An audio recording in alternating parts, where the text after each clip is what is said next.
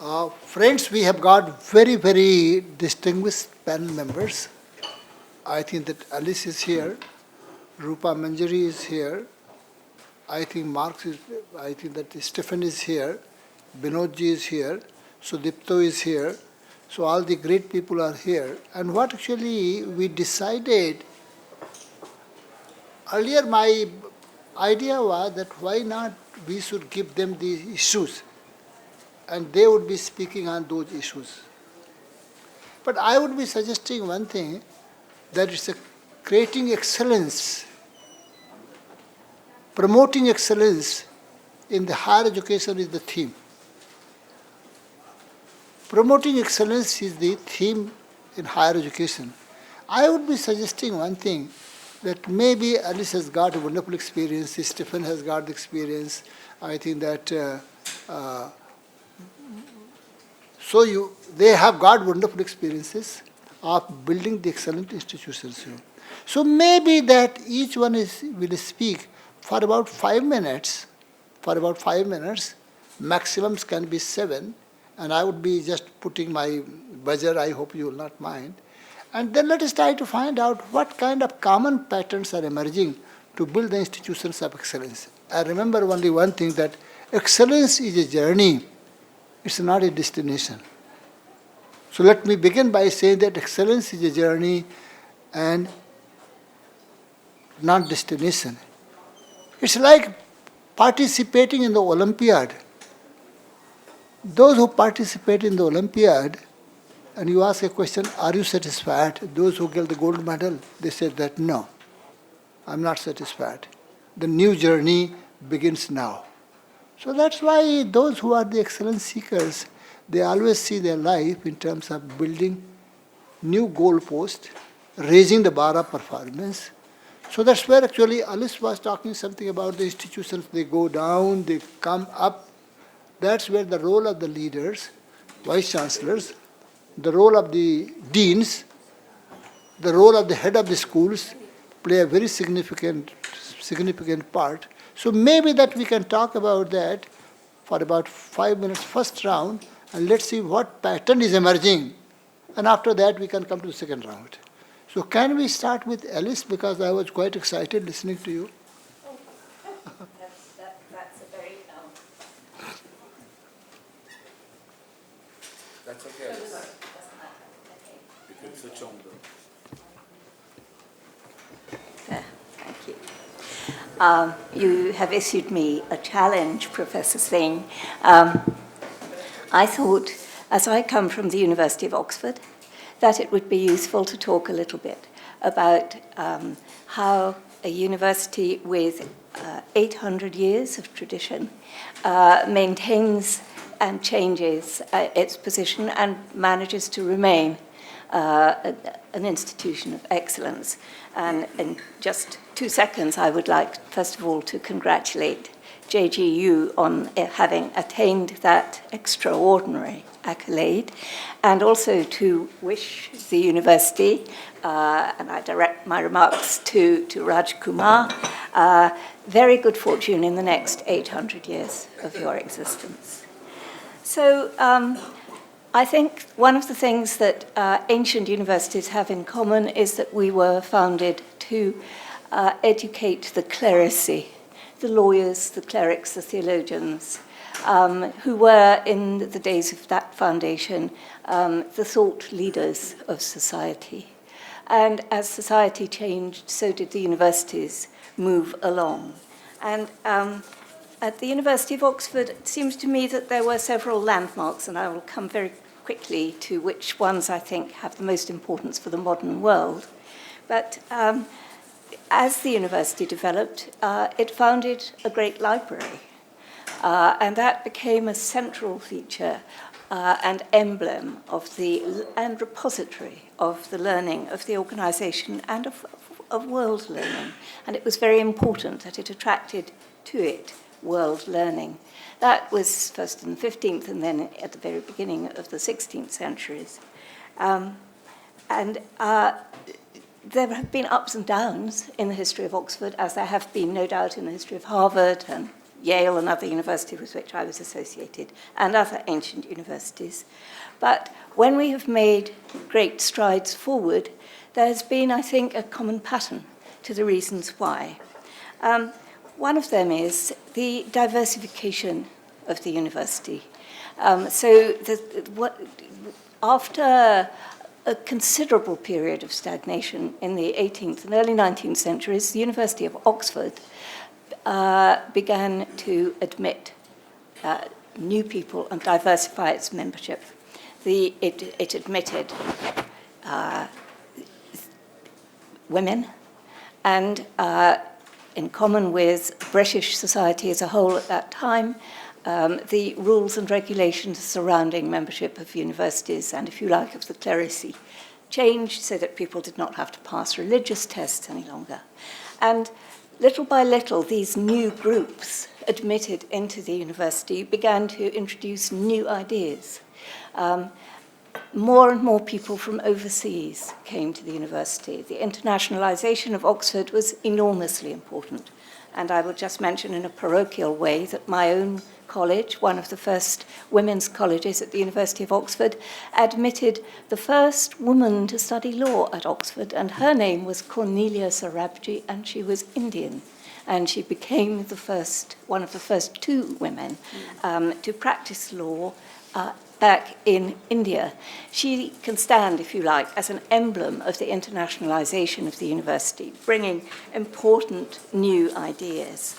And one of the things that I think became so important in the contribution that our international membership and our socially diverse membership brought to us was asking new questions and introducing new disciplines. My own subject, history, was not taught as a degree course until the end of the 19th century at Oxford. And as the study of the way that human beings have behaved over time and the analysis of that behavior, it seems to me that that was a very important innovation. The sciences that came in the wake were extremely important. And I would like to emphasize that it's the interdisciplinarity, the growth of exchange of ideas across frontiers, not just social and national frontiers, but the frontiers of thought, that has been so important. And the modern University of Oxford has become totally interdisciplinary and totally international, and that, it seems to me, is hugely important to its maintaining its status. By the Times Higher ratings, it is rated as the top university in the world. The QS ratings don't always give it quite that position, but it's always in the top 10. And I think for a university that has, if you like, staggered along from strength to strength over 800 years, that's quite good going. So what is going to be the future based on this innovation and diversification? One of the most important things in my mind is partnerships. Increasingly, we don't operate alone as one freestanding university. Vitally important though it may be to all of us to acquire the reputation for being an institution of eminence, it is actually equally important for us to be eminent in our partnerships and in the way we share our learning and our knowledge.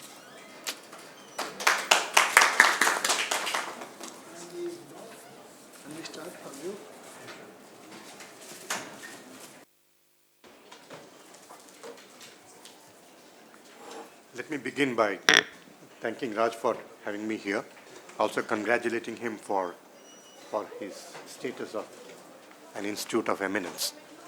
So last year when I met him, he was asking about the secrets of being one such institution. I had given him a few tips. I think they worked.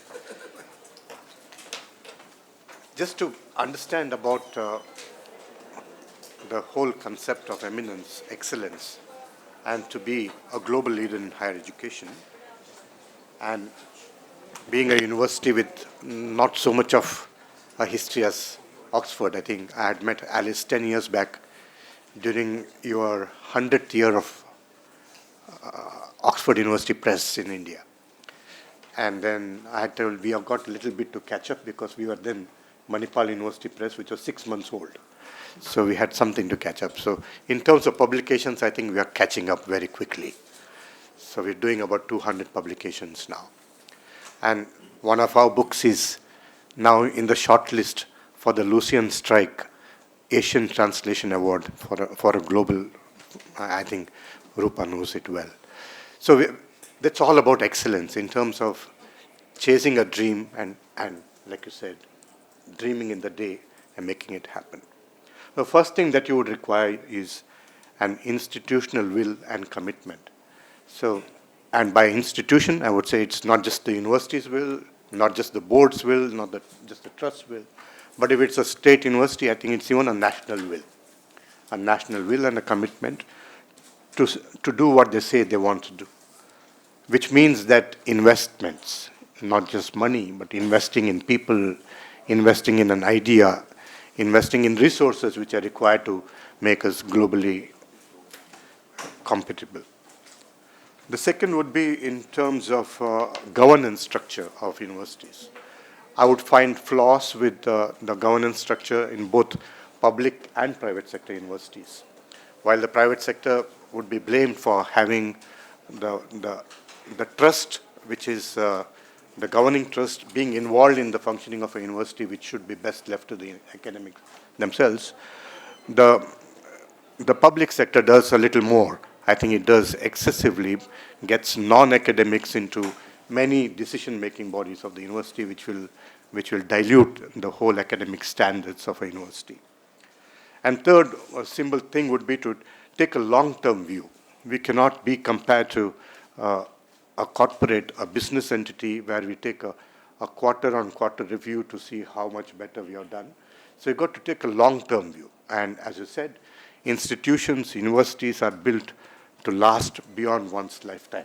And therefore, let's not look at a 3-month or a 6-month view. Let's take, ranking is a good beginning to see what we have done.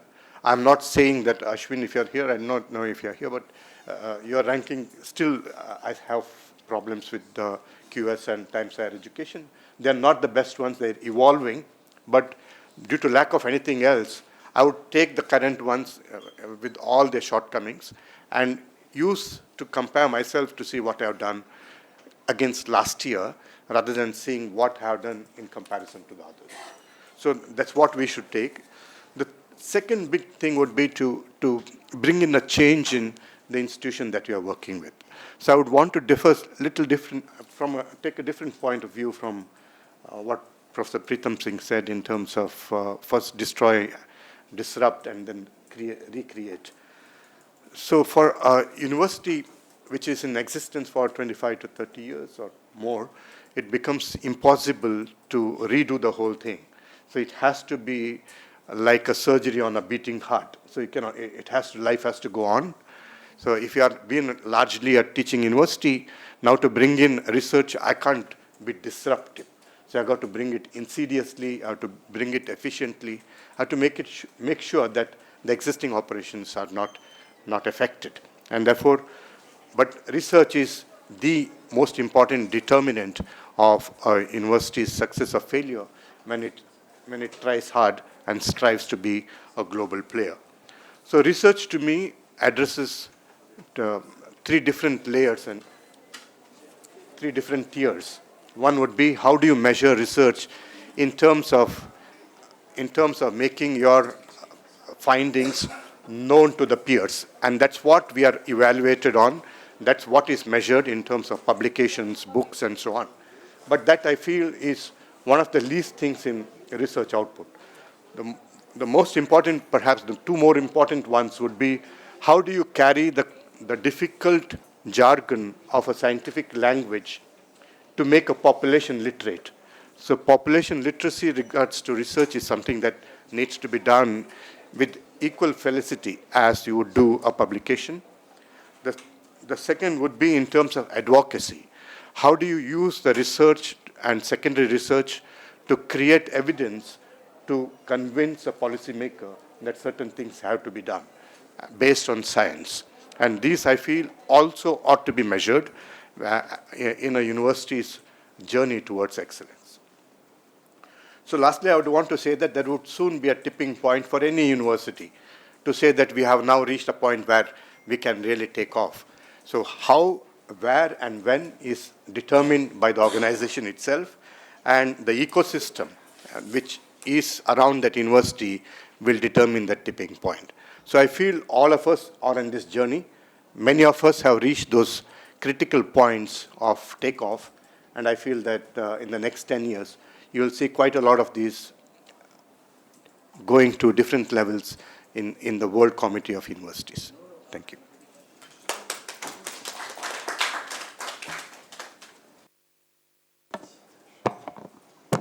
You want me to go now?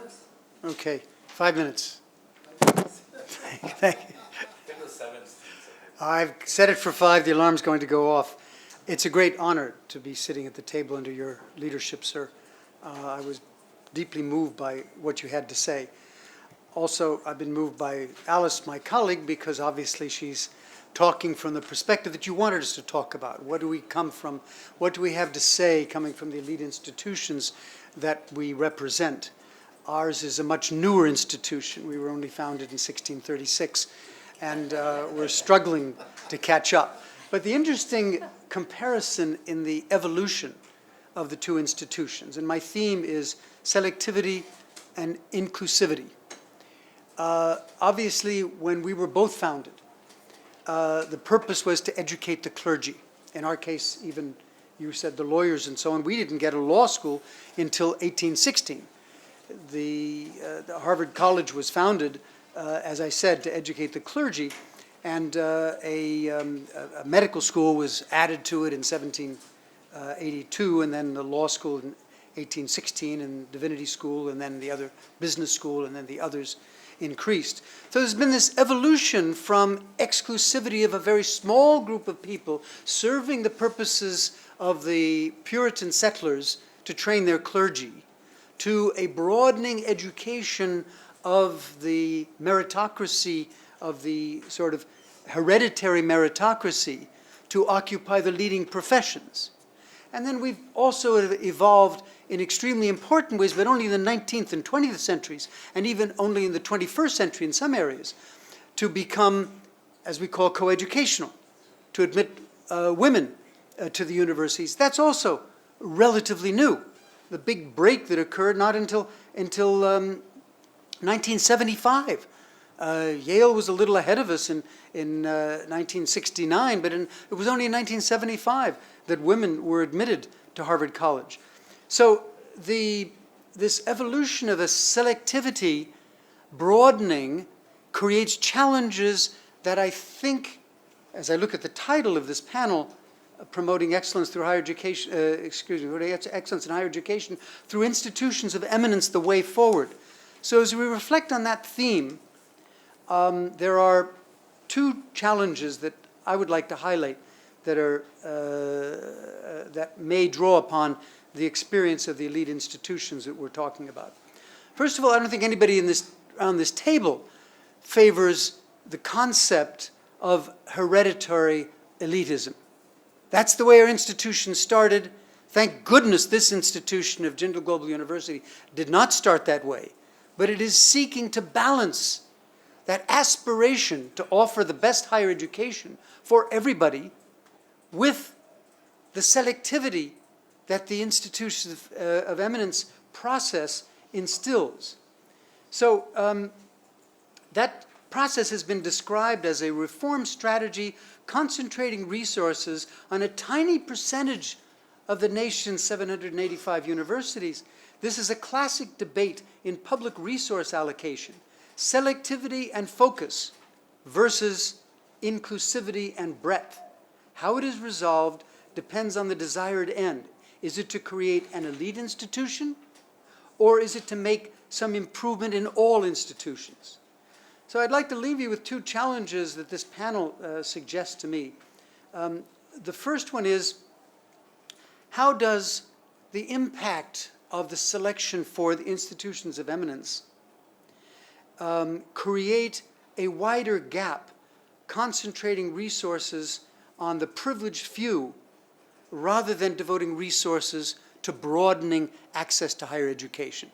That's a challenge. Does it really mean that? Is that what it's? I don't think that's what it's all about. It's certainly not what JGU's aspirations were all about, to be recognized as an institution of eminence.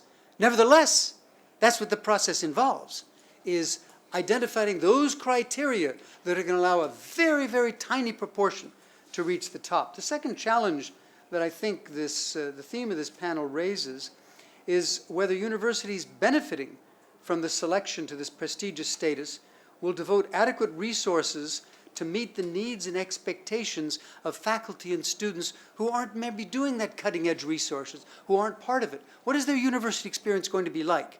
And I think the strategic vision that has just been distributed here shows one effort to try to make this university more than achieving fulfilling the criteria, ticking off the boxes to attain this status, but to provide an education that is inclusive to a wider range of the population, and at the same time a more meaningful experience to the students, rather than they're focusing exclusively on those criteria. I think those are two enormous challenges, and I would like to thank you for the opportunity to join this panel. Can you start?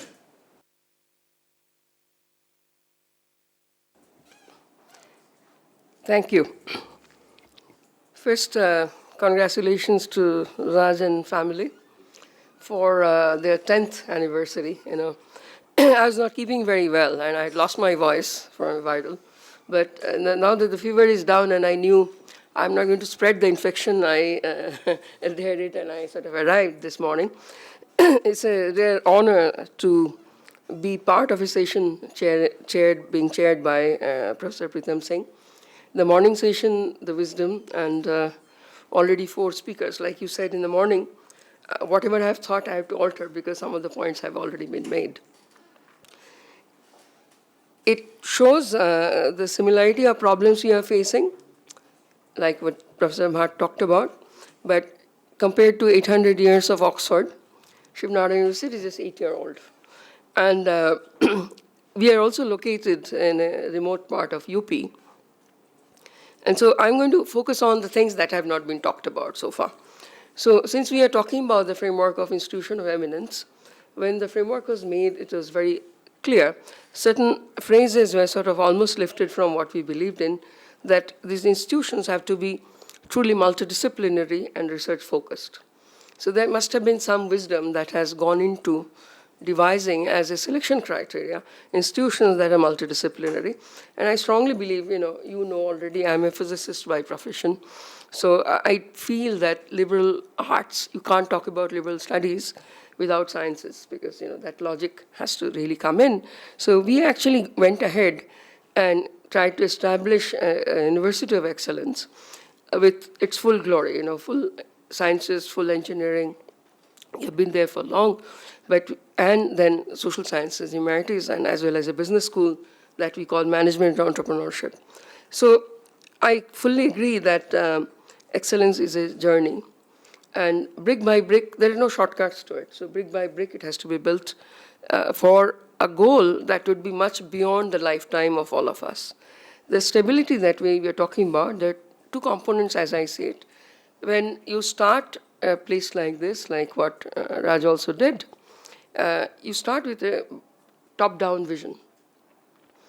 Somewhere, when you finally start developing a community, you're not alone there standing with the leadership hat.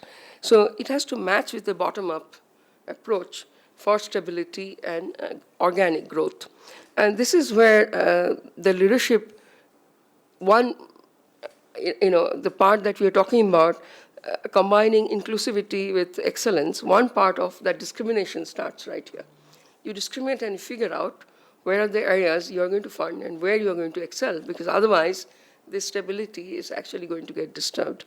So this is a call that all of us have to say. And if you look at just the private list of IOE institutes, they're also different. All 10 that Professor Pritam Singh's committee chosen, 2 are yet to be born, but the 8 that are already in existence, they are also different in their character, and each is serving a purpose. I want to make one fine point in here, is that the flat rate of ranking, which Professor Bhatt also mentioned, that we all have to compulsorily play the game of, because you can't say that this system is faulty, so I will not play. You need to get into the system and change it from within. And I think Shivnara University, for example, has not gone into the ranking thing at all. We have just done NIRF, and now out of compulsion, we have to go for QS and THE or both. So we'll do that. But the point is, sometimes because you are all being judged by the same set of parameters, your distinction gets lost, because all of us are aspiring to do the same thing. And if it is a number game, you give me a number, I can beat it. I mean, I can game it.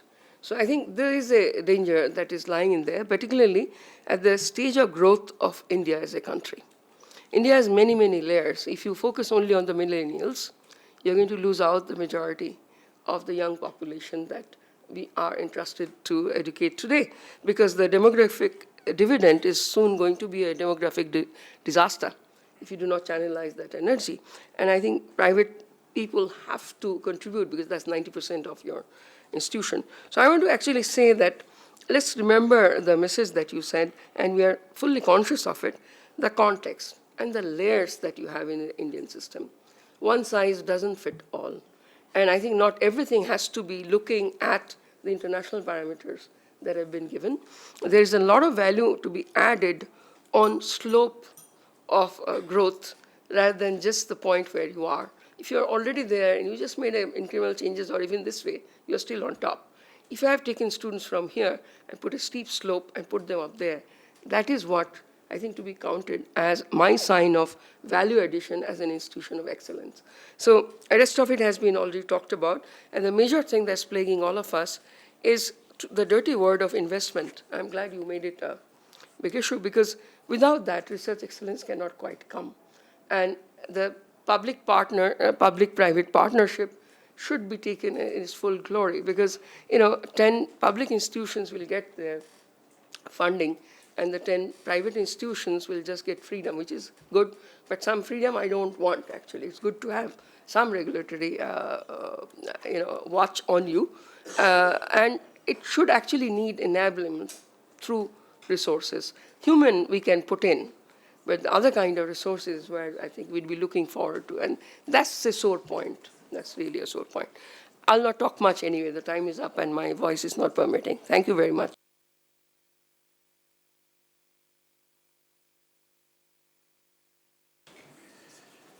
So I guess, well, I'm from IIT Delhi, and so we are children compared to Oxford and Harvard, but we are slightly older than Manipal and Shivnadar.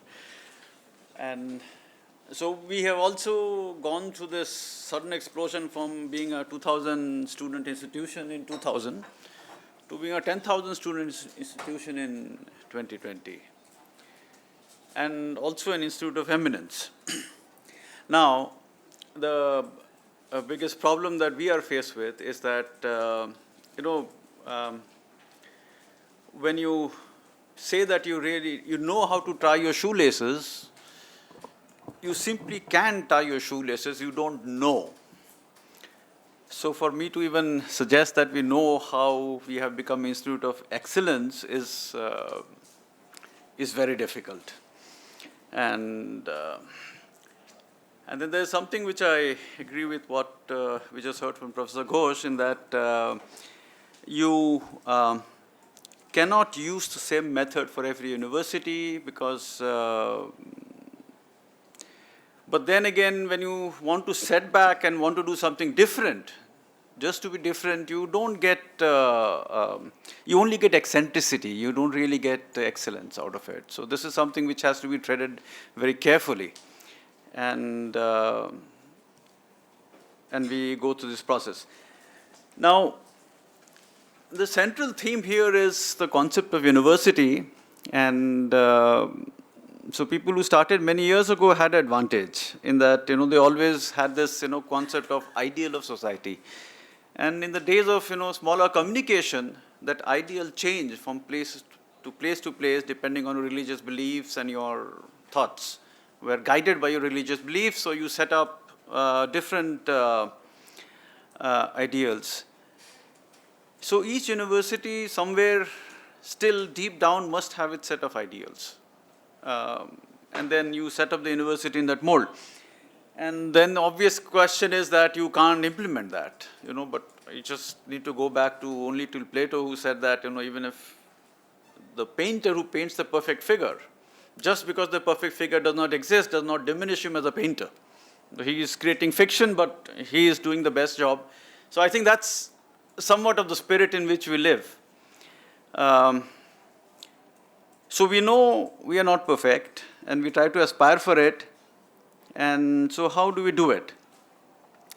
And it's pointed out we are in principle a democracy. So when we try to approach it from a perspective of democracy, we believe that knowledge is with individuals. And the education process is a process of bringing in the knowledge from individuals, clarifying it, codifying it, and putting it out for everybody else to utilize. So there's so in that sense, we all understand in all universities, we faculty keep saying we learn from our students, and students obviously say we learn from the faculty. We also understand that the capabilities of the youth are very different. I mean, they are much more capable than we are. The only thing is that our agenda, our priorities as adults are very different from that of the youth. So what we try to do is impose our agenda on the capability of the youth. And that's explicit. I mean, that is somehow now become explicit within the IIT system. We struggle with it, we interact with them. And so slowly we're trying to bridge it. It's become a more open system in which we try to tell the student that this is what we aspire for. And the aspirations are again, so yes, we did mention number of publications. It's there. We keep telling students you must publish more. In turn, they say, okay, now give us more resources. So we have this battle going on. And specifically, we have increased the number of PhDs to a point where we are now worried. We are worried that all these PhDs, all this research do not have takers, at least within the Indian system. And so far, our major output, many of these PhDs move abroad. And slowly, that stream is also now decreasing. Increasingly, I think, across the OECD countries, and China is the only notable exception. People are unable to absorb their own PhDs. So the next thing to come through will be the research output in this whole process. So when we move towards Institutes of Excellence, we have to look at that aspect very, very, very carefully. And start talking more in terms of what we get back to society. And what we're also realizing right now is that through IIT Delhi, the term of excellence has been, really we have produced a huge number of what are called these entrepreneurs. And of the $24 billion companies set up by Indians, 14 of them are IIT Delhi alumni. And really that translates into money which turns up as, billions of dollars. But the real problem that we have today is perhaps that we have too many people in this country who are in jobs which they really do not have passion for. I think the major roles that we'll have to play in the years to come is to reverse this and make sure the students actually get into professions for which they really have a passion for, and that is going to be the challenge that we are going to face, and we'll have to surmount that in the next 10 years to remain as institutes of excellence. Otherwise, I think we will be called out. So that's all I have, and the bell is on.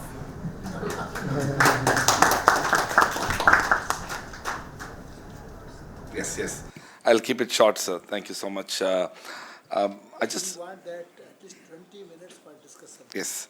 I want to, since this session is devoted to the idea of excellence and how the existing recognition of institutions of eminence in India, but also historically evolved reputation of institutions for the that are present here, I think there is something to be said about the fact that institutions to a large extent are path dependent, and how you establish and begin makes a huge difference to how you evolve. Now, of course, there are very good stories around the world. Maybe there are exceptions. Famously, one of our own institutional mentors, Norman Dawson, who was at NYU, told me in the year 2001 that 30 years ago when he joined NYU, New York University, it was not a second-rate university, but it was a third-rate university.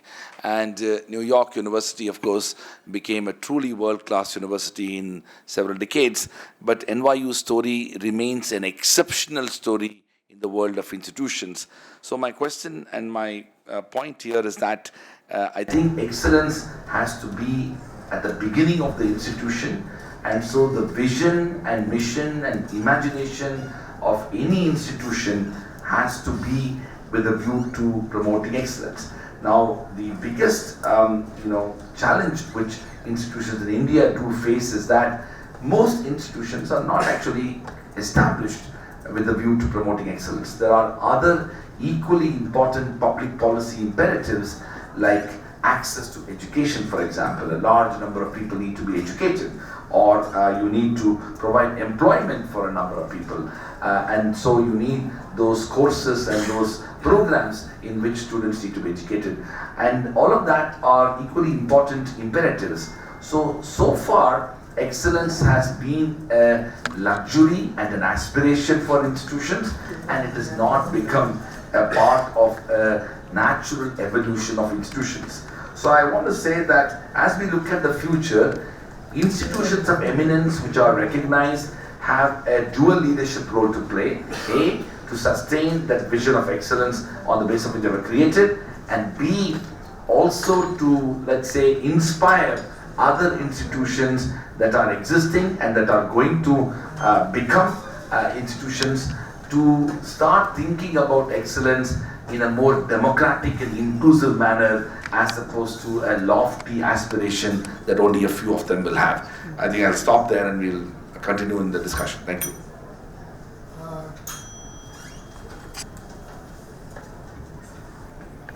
Couple of points, that since I have been the member of that committee, let me also tell you the genesis of this committee. Why this committee? One is that the target is that when you think about 100 institutions, which are the leading institutions globally, we must also feature somewhere among 100.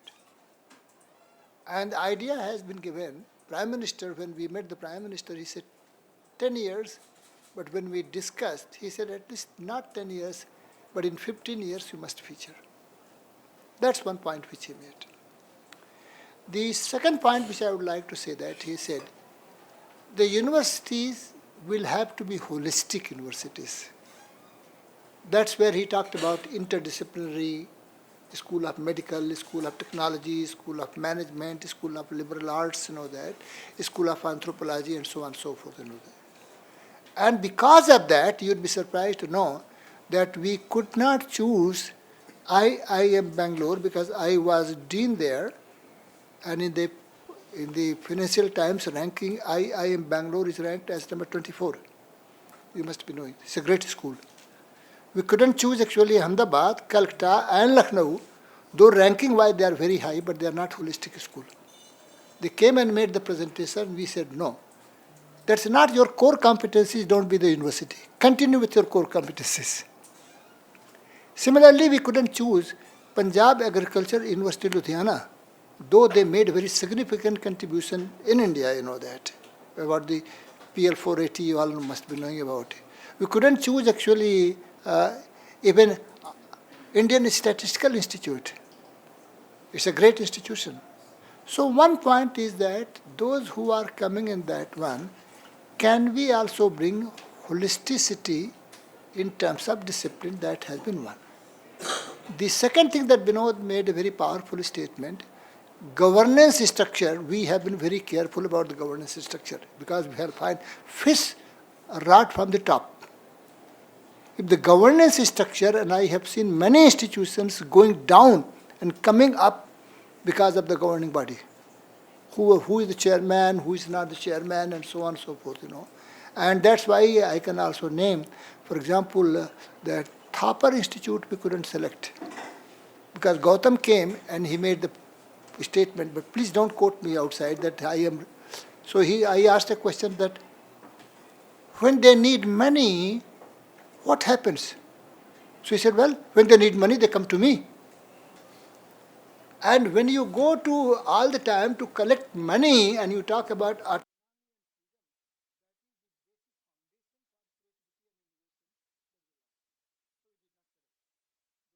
Thapar Institute is not a good institute, I must tell you. Similarly, Anandmai, in the beginning we said that because they also said that when they need money, they come to Math. So I said no, it's not acceptable to us. So that's where some kind of, that autonomy and freedom in terms of financial resources is important. So governance structure is very important, Vinod, what you said that, and I have seen that some of the institutions I am where it was ranked as once upon a time number 2, it's nowhere. It's ranked at number 6 and 7. Coming back about some of these things which you have said, and question can be raised. One is that Alice made a very powerful statement. The globe is flat. So any institution which is not the global institution, they don't have great future. This is the one thing that I always say, globe is flat, Friedman book. So I think, are we global institution or not? Is our window open to learn from other?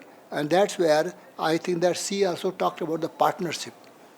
And I think that's where I must congratulate Raj that he has got very robust partnership. But I also know about he has got competitive collaboration. We will compete as well as collaborate. We will learn from you, but we would like to excel. So that's why I see great competitive collaboration. And so when I think about it, Alice, she made these 2 points very, and third one, you also talked about the diversity. Diversity, 3 points. And when I think about Vinod made a very powerful statement. Do you have passion? Do you have jest? Do you have madness? Only mad people have changed the world. Reasonable people haven't changed the world. So I always say that Vice Chancellor, is he mad Vice Chancellor or he just a Vice Chancellor? If Vice Chancellor is not mad for the purpose, mad for the dream, then I think he will maintain status quo. Change is not possible, forget about the excellence part. That's why selecting the Vice Chancellors and directors is a very big issue, particularly in the public sector.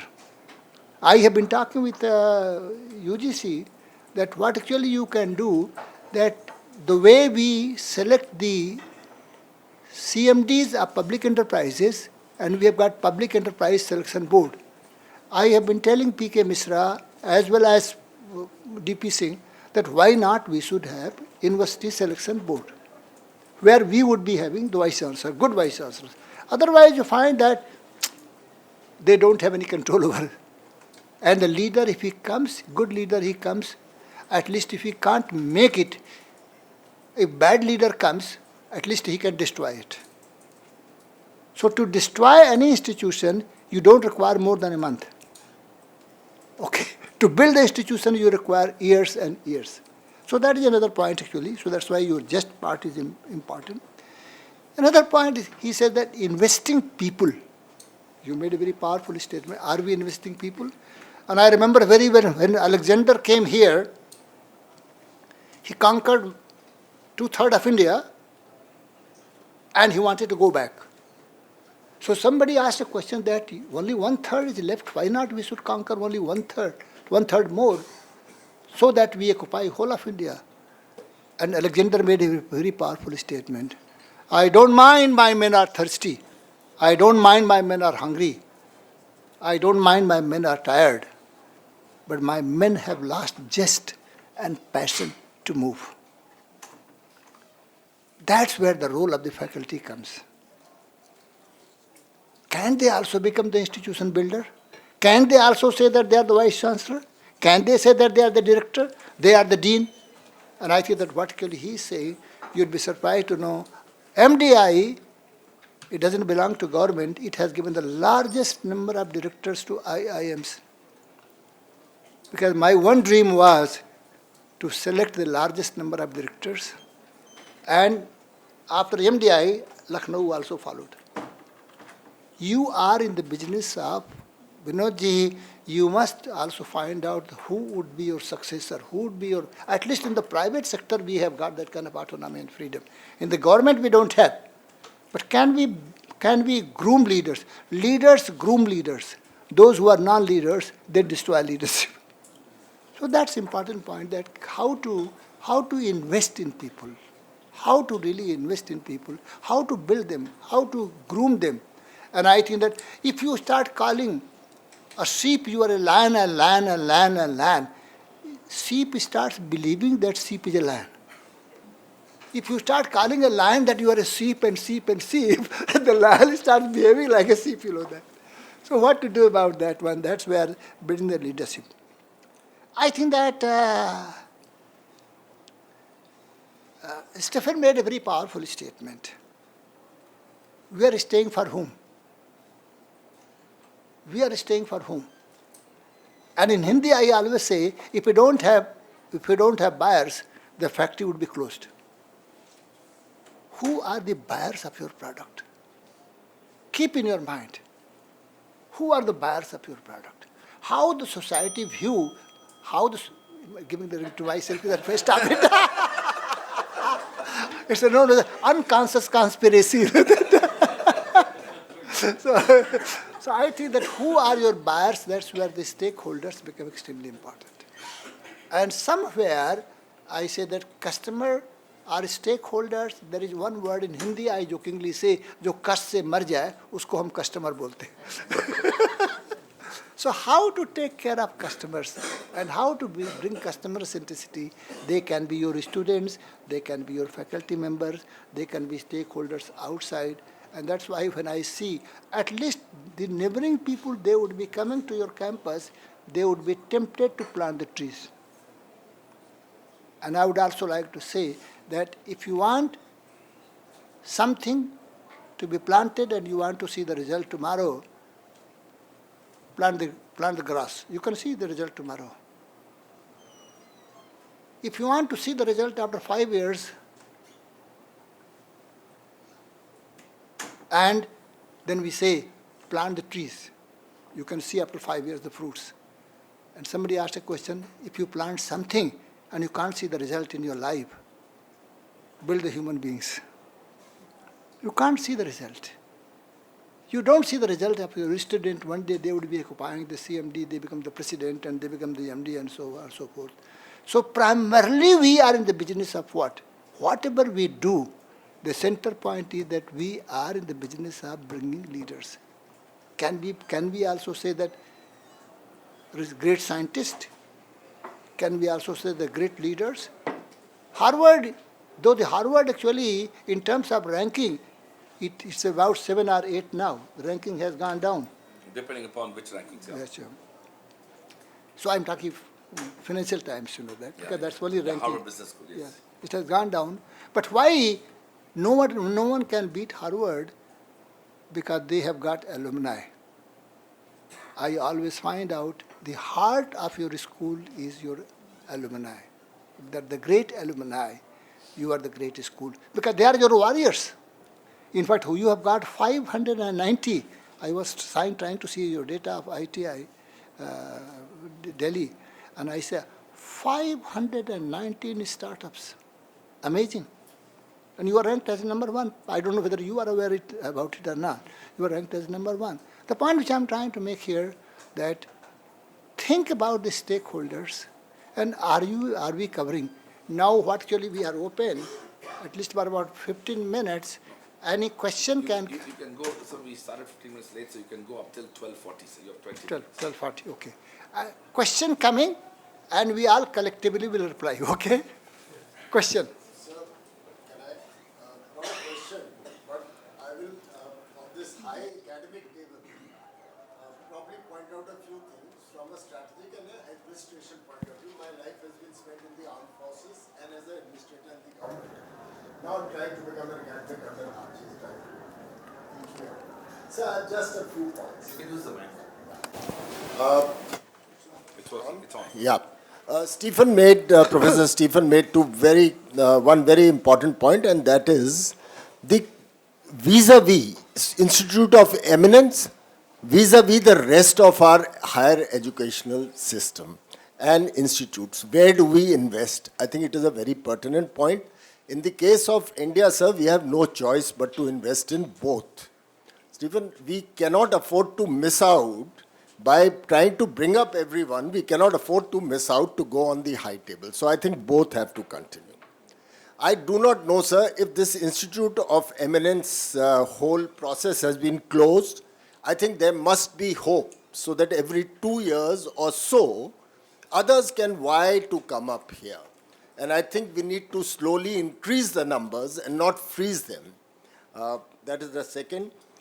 Third is, I wish the private universities had also been funded a little by the government, and I think that still remains out. And I would request Professor Preetham to kindly push for it, because mere words will create challenges of getting the funding. I think we all need that funding. This question actually, Sir, just one more point, and then I'll open I'm it. old man, so I will go on forgetting actually. Sir, So let's answer. Yeah. I will be coming to your. Right. So in the rankings, business is good, but it should not become a race in the sense that we forget the center of gravity of our institutions, that is the student. I think we need to always keep the student in focus and ensure.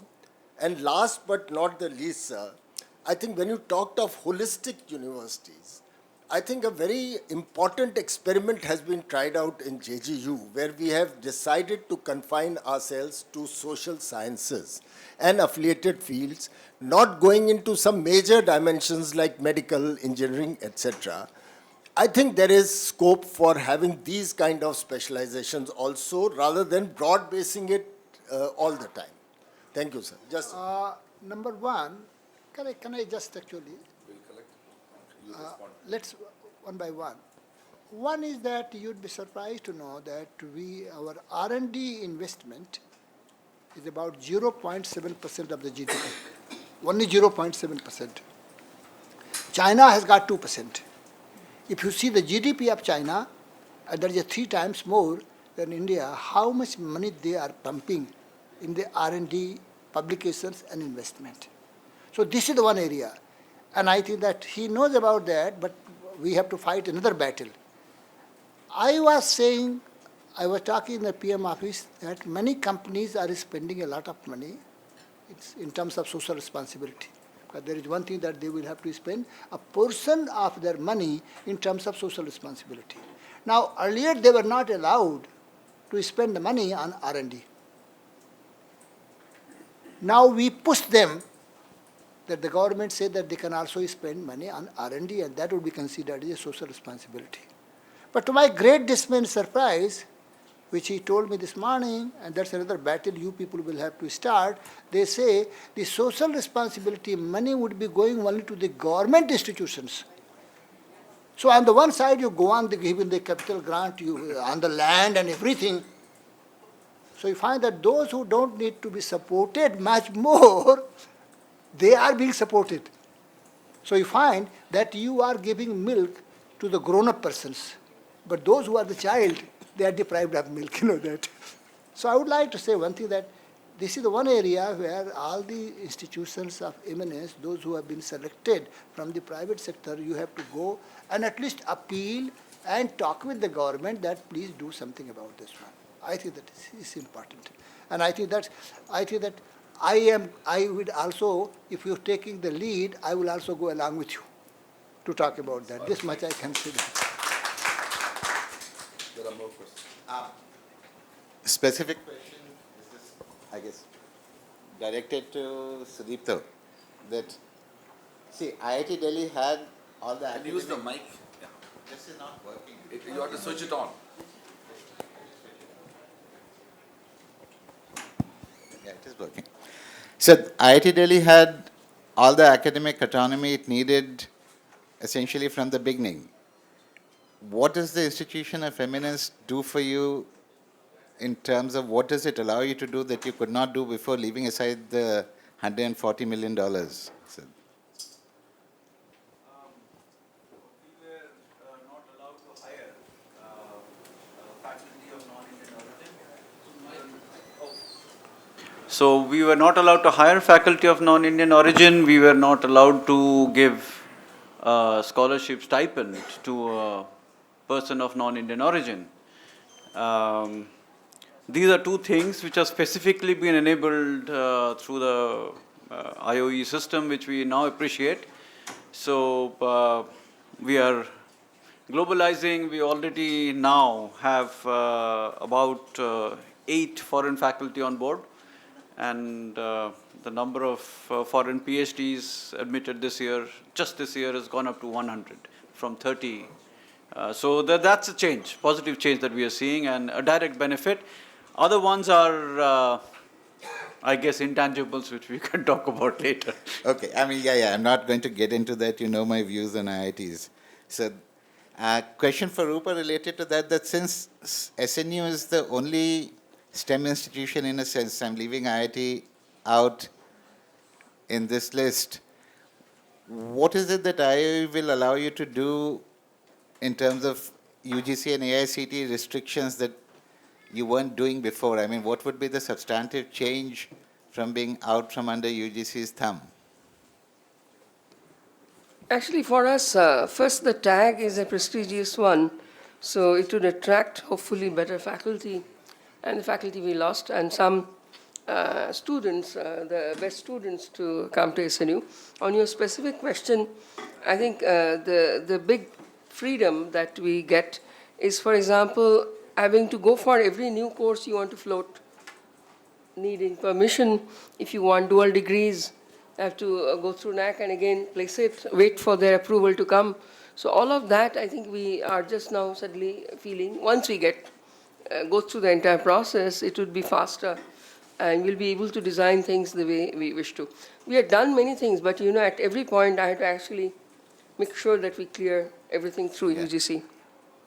So, I mean, there was the underlying, sorry. Just one minute. I must also say, see, the greatest advantage, in Hindi we say, जो लिखता है वो दिखता है, और जो दिखता है वो बिकता है. You've got tremendous power to brand your institution. But the moment you are in the category of institution of eminence, at least it means that in the eyes of people, people feel it's a great institution. So that's a great benefit which you have got. So That's what I was saying, that, you know, attracting very good faculty, which is our number one problem, right? I mean, and attracting then very good students, that includes PhD from all over the world. So immediately that stamp helps. But it's a recognition that to be, but more importantly, you know, is to be able to work at a pace that, you know, we are comfortable with, and not having a great idea, then go through the entire process of decision making and then wait for unknown periods of time because you need a regulatory dabba on it. There is one thing more, Rupaji. Freedom without accountability doesn't have any meaning. Absolutely. In fact, many times I find that we are over-regulated in this country, over-regulated, because hardly 5% people or 10% people, they take advantage of that. So I would like to say one thing, that freedom without accountability doesn't have any meaning. And that's where this morning we were talking about that we are operating in a larger system. That's why our goal must be linked with the larger goal, you know that, Absolutely. not with the self goal. If I may add one point that I think we keep ignoring in this, you know, my university is supported by a philanthropic foundation. Accountability in the private sector, when they put in money, is of high standard. You have gone through it yourself. So in the public sector, I do see, because, you know, I sit in committees, even in DST and all, not all public universities also follow that. So I think in the private sector, that accountability, fortunately, is kind of inbuilt. Because from day one, whoever is putting in money is actually asking you for your vision and your deliverables, and then You sort of groom into that in your culture. Let's not go into Yeah. that debate. I am making only one point. There are accountable institutions in the government sector. There are accountable institutions in the private sector. I think that since you all are moving into the category of the institution of eminence, accountability to larger society level is important, not only to the owners level. Because the moment you say that owners level accountability, that may create problem after some time. And that's why I always say professionalism means what? Diversification of ownership. Unless we diversify, then I think that today you have got one good owner, tomorrow you don't know what will happen. I just want to add, beyond the branding part of it, one of the things, if the provisions of IOE gives enormous opportunity to launch new programs. Like for example, in India, most master's programs are 2 years of duration. Suddenly, IOE creates opportunity that these institutions can actually do 1 year master's degree programs. Those nomenclature was hitherto, defined by UGC norms. It also gives opportunity for dual degree programs both within India and beyond. It even transcends your geographical limitation. For example, let's say the state public and private universities are governed within a particular state. If there are resources and if there is a compelling reason why any institution should do it, you could operate in any part of India. So there is those type of flexibility. Even nomenclature, for example, UGC norms would not allow an MPP program. The existing public policy schools, MPP is actually called MA and then PP in the bracket. You can't even put an MPP, but now we can yesterday we had our first meeting with IOE, and there's a lot of positive, they even talk about the fact that they want to stop the use of the word controller and have it enabler. So the mood is very different in the way the committee members are engaging with us. And so that gives a lot of creativity and opportunity. So it also depends upon how we as institutions of eminence can, use that opportunity.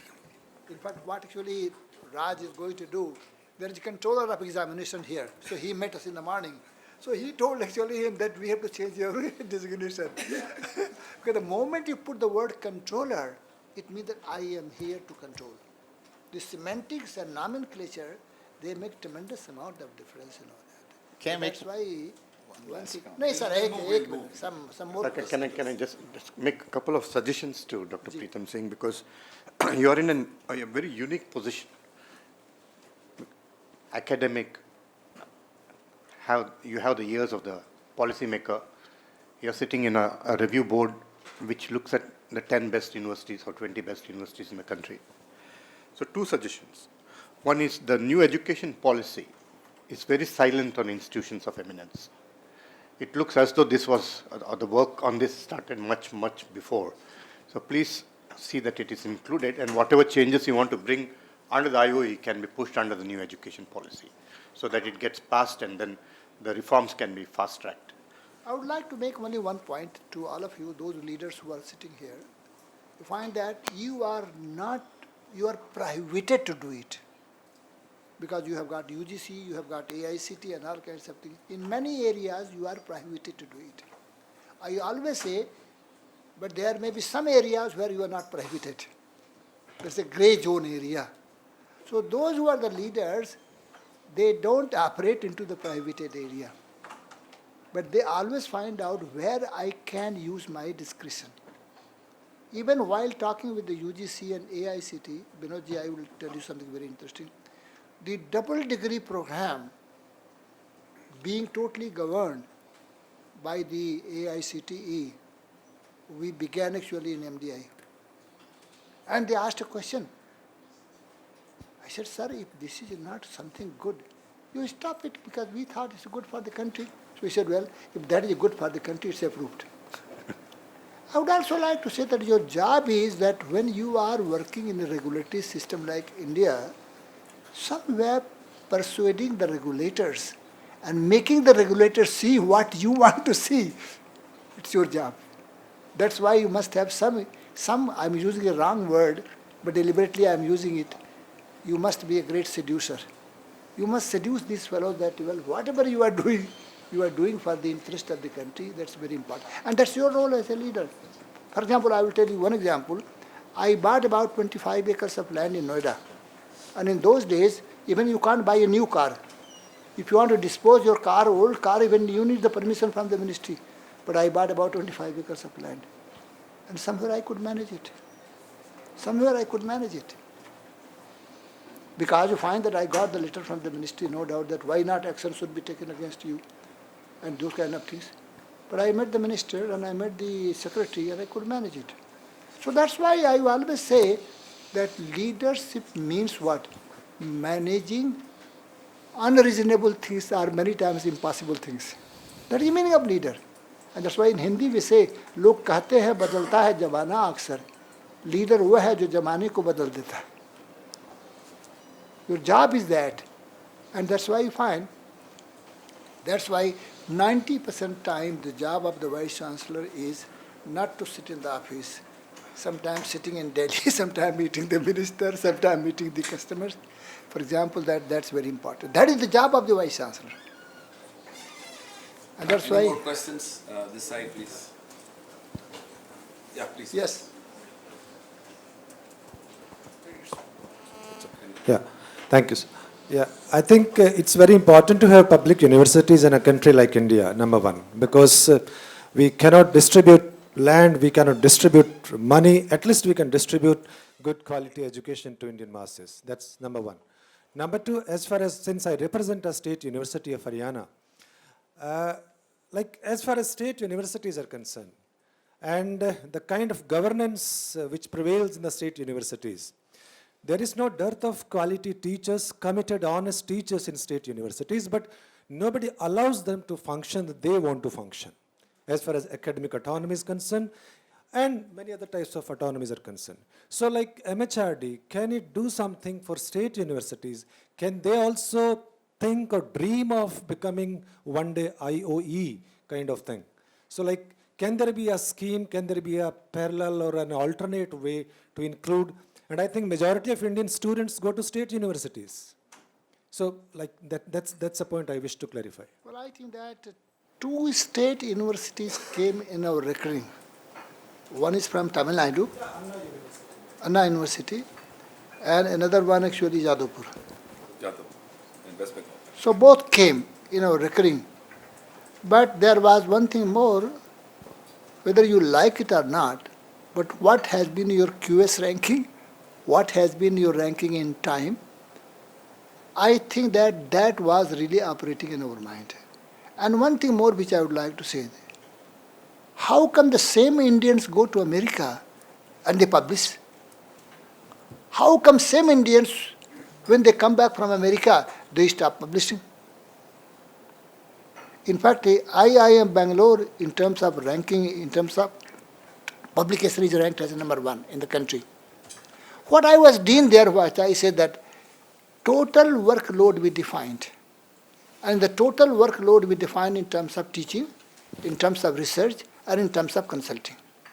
For example, that we say that 60% would be teaching and 20% would be research, and the rest would be consulting and those kind of things. And we said that you are going to be evaluated every year based on that. If you haven't performed, we would be giving you at least warning letter. Now in the university system, Vice Chancellor, they don't believe in giving warning letters. You give the warning letters, the fellow will lose actually his sleep in the night. And I think I have got a very strong belief, whatever you demand, you get. If you demand research, you will get research. If you don't demand research, you will not get research. So that's why in the area of research, we must be demanding. And if you want to be in the group, why all the R&D, all the innovation, it's a product of what? Research. So that's why I said that that's why creation of knowledge, our primary business is creation of knowledge. And I would be requesting all of you that go and find out the total workload and define total workload, because people must be clear about the role. Unfortunately, because I'm 41 years, I have spent my life in the corporate world, so I know about it. Because in the corporate world, they perform Why they perform? Because the role is very clear. So that's why your lingua should be publish or perish. Publish or perish. That should be our lingua. Yes, sir. Collect a couple of questions as we have another. But about his question, coming back to the state universities, I was talking about 138 faculty members, 138 members of the academic council. Because you have got constituent colleges. You must also try to verticalize. Constituent colleges in terms of, can be science and technology, could be also liberal arts, you know that. And then you should have apex council. But the major problem is that we teach, we do everything, but managing issue is a very big issue. I have talked with the UGC chairman that why not we should think about the statutes of the state universities and look into that. And that's what the governance issue, what Binod said, really comes very strong. Yes, sir. Thank you. I think this has been a fantastic beginning, in my view, the IOCs and enhancing aspirations. My concern, though, is one. My name is Rao Bamidimari. I'm having been away 40 years. I'm back in the system. I'm relearning, if you like. The challenge I see is one of speed and scale. These initiatives, although they're fantastic, unless we actually accelerate these, we will continue to, the risk is we'll continue to fall behind the other expanding systems, whether it is China or Korea. So I just wanted to ask Dr. Pritam Singh, what are the next steps planned for the sector? This is a fantastic start, but I don't think this is, while this is necessary, I do not believe this is sufficient. Okay, so I go questions out. There's another person there. Yeah, please, because after this we should go next. Yes, I think that I know. So Hello, namaskar, last sir. question, With great respect to Dr. Pritam Singh ji and to my mentor, Dr. Raj, I would like to say that we need to have more universities like OP Jindal. I was a VC, then I came here, I was a faculty here for almost 3 years. And many of the things, the openness, transparency, the freedom to the faculty, they're the great thing. I have worked in many institutions. But the kind of culture we have, is very, very remarkable. So I want to express my great sense of gratitude to this place and to Dr. Raj. What I want to say, when I was here, I created a center here, that Center of Ethics, Spirituality and Sustainability. And in that center, we were doing program like Money to Meaning, Self-Awareness and Mindful Leadership, and Ancient Wisdom for Modern Management. The idea was that only the doing and having will not be sustainable, but how we can go to the being part. And for the being, there is a lot of need for the inner journey. Because I have also spent some time in sannyas, so I had some access to that. I believe that what kind of human beings are we creating? Are they full of greed and fear? And are we really creating that people, as Dr. Pritam Singh ji was mentioning, that Shiva and Shakti and, yin and the yang, and right and left brain, and Gan, Gyan, Dhyan, all these combination. So for that, some level of inner journey is needed, but then our normal universities will say, how much is the placement salary, how much is the big company you are going. So where we are creating the great human beings. So for that, I believe that some serious thinking is needed. And our own system, be it a mindfulness, meditation, inner journey, they have to be incorporated. Because ek hota na, jo prapt hai, wo paryapt hai. And also having the fulfillment right now, right here. Because we see otherwise all the time they are restless. And they are in the wrong direction. So that is what people can be restful. So we need to incorporate that. Thank you. Well, I think that the point which you have raised, let's talk about levers of competitive edge. Since I am the strategy person, I talk about the lever of the competitive edge. The first lever is what? The quality. Whatever you do, is it qualitatively high? Quality is important. The second lever is what? Customer centricity. Whatever you are producing, whatever you are doing, are you satisfying stakeholders? The third lever is time to reach market. How quick and how fast you are. Another lever comes actually about innovation. Another lever comes about people power. and then the culture of the organization. And the last power, the last one, but not the least I am talking about, ethical governance. I have been always asking questions, who creates quality? Who creates quality? Your faculty? Who creates speed? Your faculty. Who creates innovation? Your faculty. Who creates culture? Your faculty. Who creates ethical governance? Your faculty. They are the heart of any institution. They are the heart of any institution. If you want to survive, if you want to survive with excellence, I think that how much faculty members are around you, with you, and they are committed to your goal. And that's why I think that you said, Rupa, you said, I think, bottom-up approach rather than top-down. I think that in the academic institutions we find much more top-down. This is the vision, this is the mission. And many times I feel very bad. We hire a consultant, McKinsey and these people. Please don't hire any consultant. Because thinking you should never outsource. Because thinking is the basic stage. Don't outsource that. So I would like to say that build people. I've got a very strong belief about build people. And I will tell you, if I tell faculty members, if I say, Mr. Murthy, if I tell him about in front of 10 persons, you are a great guy. We are very lucky to have a person like Murthy. You know that who is this man, and praise him. He will feel that what? Narendra Modi, when he went to America and he was talking for about 10 minutes or something like that about, Trump. Did you see the language of body language? He was jumping really. Praise. Praise people. Praise is a great power. And when you praise, then you can demand. And I call it tough love. Love and demand. Love and demand. It has helped me because when I joined, I didn't have money to pay the salary in MDI. When I joined, actually, Iim Lucknow, the previous director was physically assaulted. I think that I was very lucky that I had all the difficult places. And I always say, God, give me the more problems so that I can prove my life. Face the problems. Ask the faculty members, face the problems. And I always find that's where the Western education is slightly different. My son actually, he's a BTech from Purdue. So he was asked to go to about 500 houses and come back how their life can be made much more easier, day-to-day life. So what technology can be evolved. I would like to say one thing, that's where that begins, that. So when I read, I forget. When I see, I remember. When I do, I understand.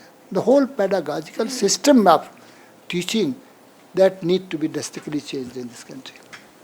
All right. Thank you very much to all the panelists and all of you. Thank you to the chair for quite efficiently navigating this. We are kind of 10 minutes late. We will immediately begin the next session. I request Professor Arya Majumdar to take over the next section. Thank you.